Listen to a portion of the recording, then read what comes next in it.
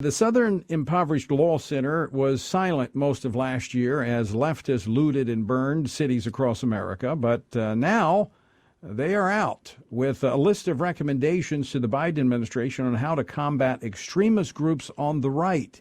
And one of the recommendations is to focus on schools. And given what we see the left's already doing, what might they be proposing? Joining me now is Tyler O'Neill, PJ Media, who has actually written the book on the Southern Poverty Law Center. Tyler, welcome back to Washington Watch.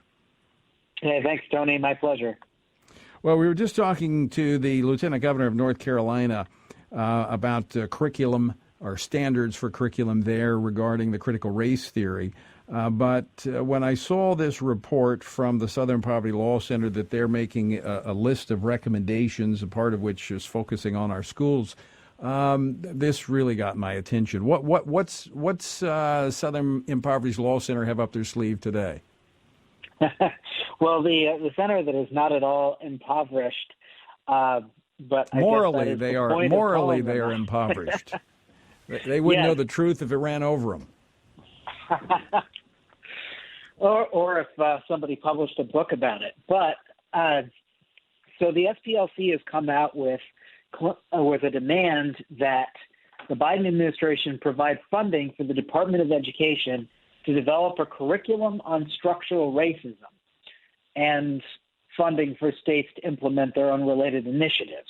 At the same time, the SPLC's longstanding project called Teaching Tolerance, which is about pushing their far-left agenda and ideology in schools, decided to switch its name to Learning for Justice. And I'll just read a little bit of the announcement here because I think it's pretty damning and revealing. It says, "We are called as educators, justice advocates, caregivers, and students to reimagine and reclaim our education system so that it is inclusive and just. We must learn, grow, and wield power together in the education system."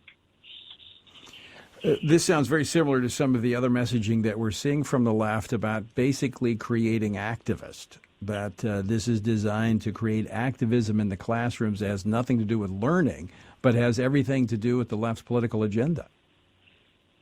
Yeah, very much so. And it has everything also to do with pushing this narrative of critical race theory, which, you know, as I'm sure you've talked about a lot, centers on this notion that American society is so deeply racist, that racism is ingrained in all of our institutions, even though, you know, we have the civil rights amendments, even though we have the progress from the civil rights movement, everything that really is, you know, laws insisting on colorblindness, insisting on treating people according to the content of their character as opposed to the color of their skin, that all of that is actually secretly racist, and that we have to reimagine and, you know, deconstruct all of American society to prove the racism and root it out.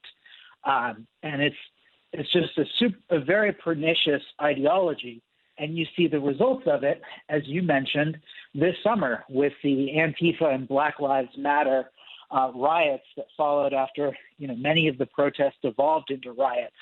And they claimed the lives of at least 26 people, many of them Black, and just devastated downtown communities in Kenosha, Portland, Seattle, and many of the businesses that were burned down were also Black owned. And I mean, it's particularly dangerous and tragic that you have this violence inspired by this false vision of America as a fundamentally racist society that actually ends up doing concrete harm to Black communities across this country.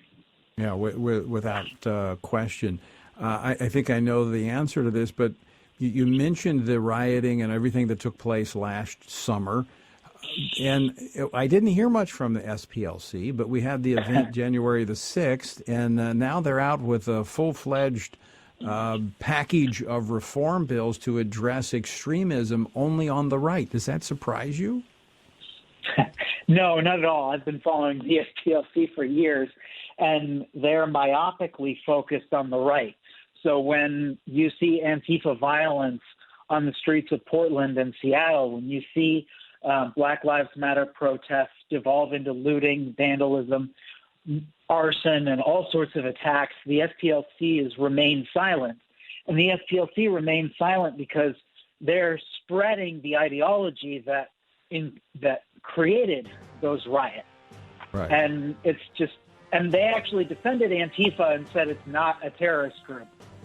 So, final question, we're on the way out, but why does the media continue to give them credibility? Because the media likes where they're coming from. It supports, a lot of legacy media supports their far left agenda. Yep, I think you're right. Tyler O'Neill, thanks so much for joining us. As always, great to talk with you.